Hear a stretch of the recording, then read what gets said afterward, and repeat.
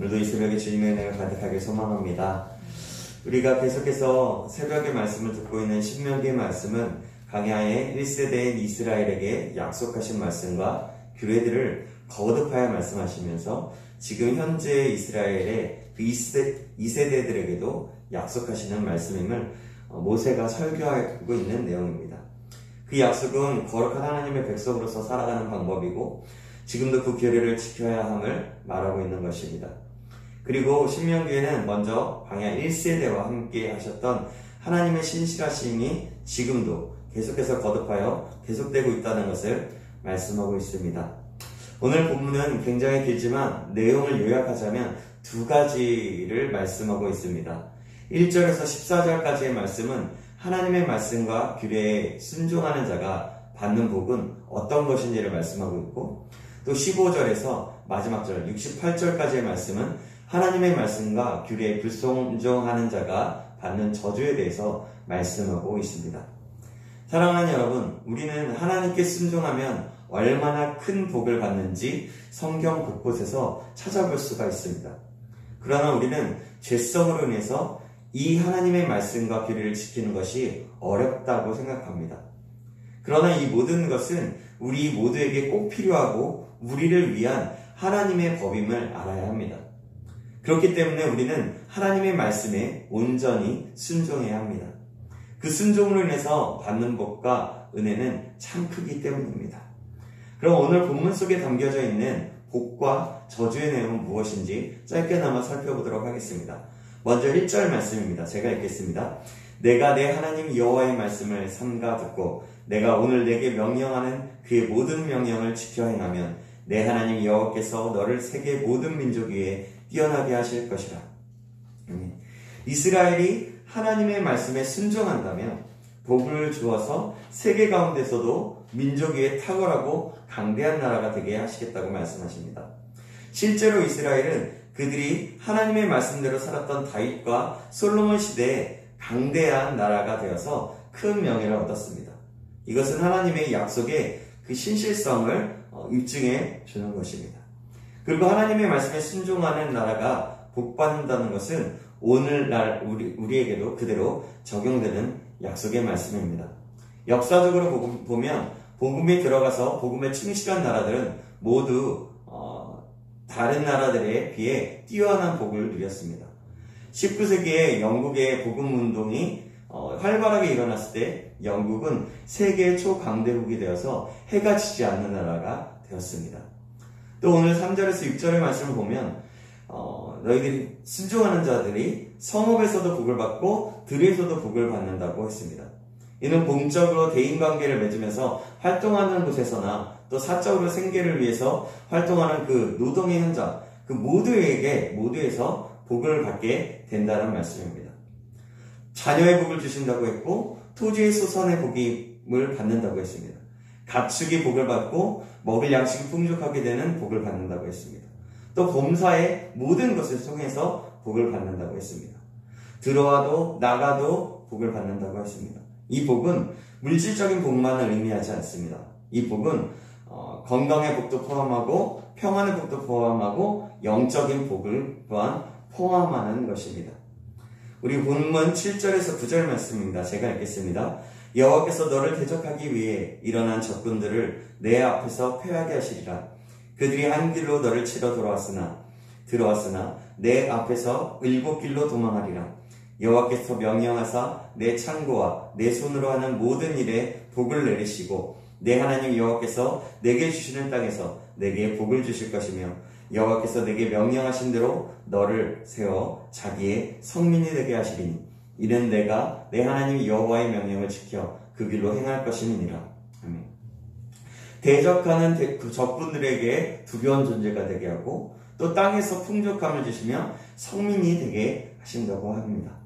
10절에는 모든 민족에게 두려움의 대상이 되겠다고 약속하셨고 13절에는 머리가 될지언정 꼬리가 되지 않게 하시겠다고 말씀합니다. 이 밖에도 소산의 복, 땅에서 받을 수 있는 복을 다 주시겠다고 말씀하고 계신 것입니다. 하나님이 이렇게 우리 모든 사람에게, 하나님의 백성에게 복을 주시기 원하시며 하나님의 백성이 복을 누리시기를 원하십니다. 그러나 이런 복은 하나님의 말씀을 듣고 순종하며 준행할 때에 주시는 복입니다. 왜 그럴까요? 그것은 하나님의 말씀에 순종하는 것이 우리를 위해서이기 때문입니다. 원래 사람은 하나님의 진리 안에서 참된 자유함을 누리며 살아가는 존재로 지음을 받았습니다.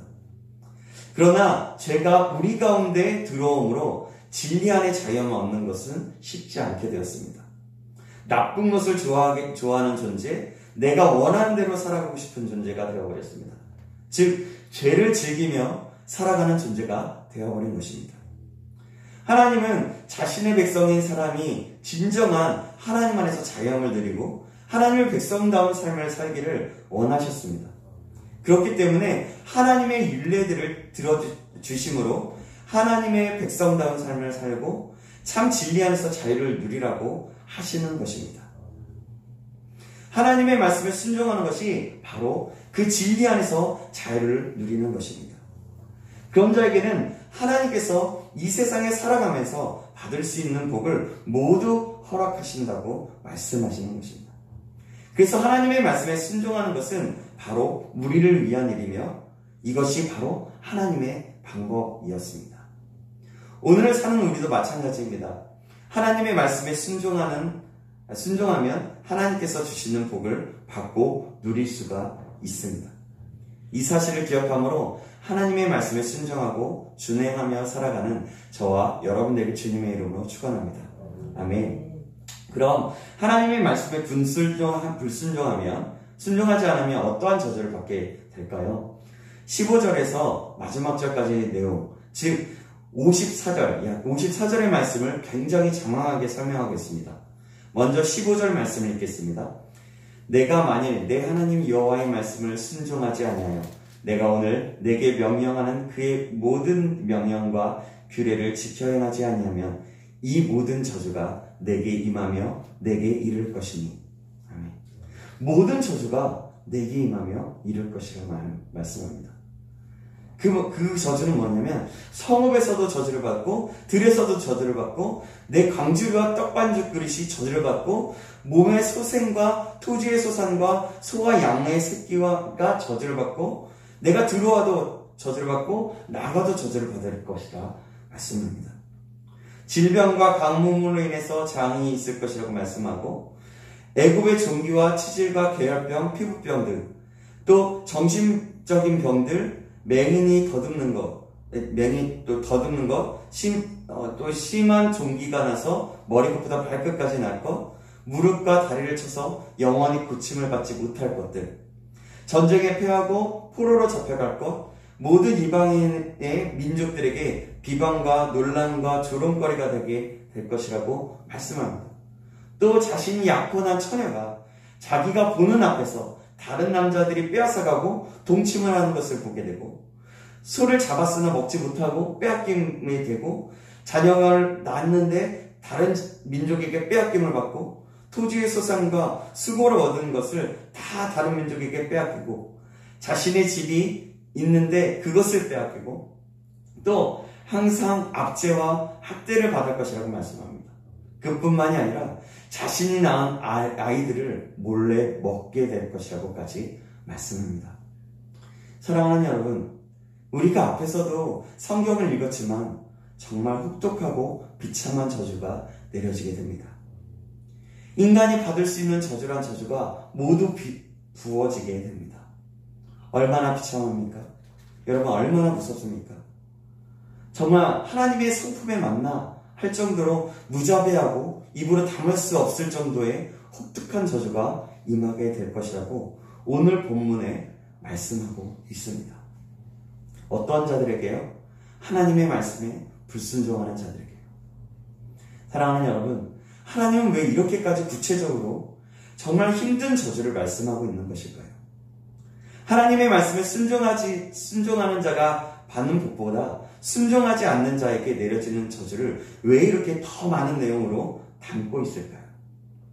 하나님께서 저주를 더 좋아하시는 것일까요? 그렇지 않습니다. 아까도 말씀드렸지만 하나님은 복 주시기를 더 원하십니다.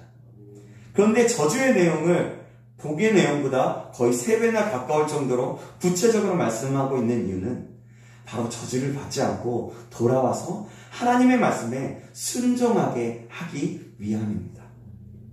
무섭고도 혹독한 저주 가운데 살지 말아라. 저주는 이렇게 무섭다. 그러니 내 말을 들으라. 나의 말씀을 청종하고 순종해라. 거룩한 하나님의 백성, 진정한 하나님의 백성다운 삶, 내가 너희를 만들었을 때의 그 모습처럼 살아가라. 그럼 내가 너희가 받을 수 있는 복을 다 줄 거야. 그런데 불순종하면 너의 삶이 비참하게 되고 곧 진멸당하고 멸망당하고 말 거야. 그래서 내가 이렇게 저주란 저주를 다 말해주는 거란다. 이렇게 말씀하고 있는 것입니다. 이것은 무엇일까요? 바로 하나님의 사랑입니다. 신실하신 하나님의 사랑입니다. 끔찍할 만큼 인간을 사랑하시는 하나님의 마음입니다. 그래서 이렇게 장황하게 말씀하고 있는 것입니다.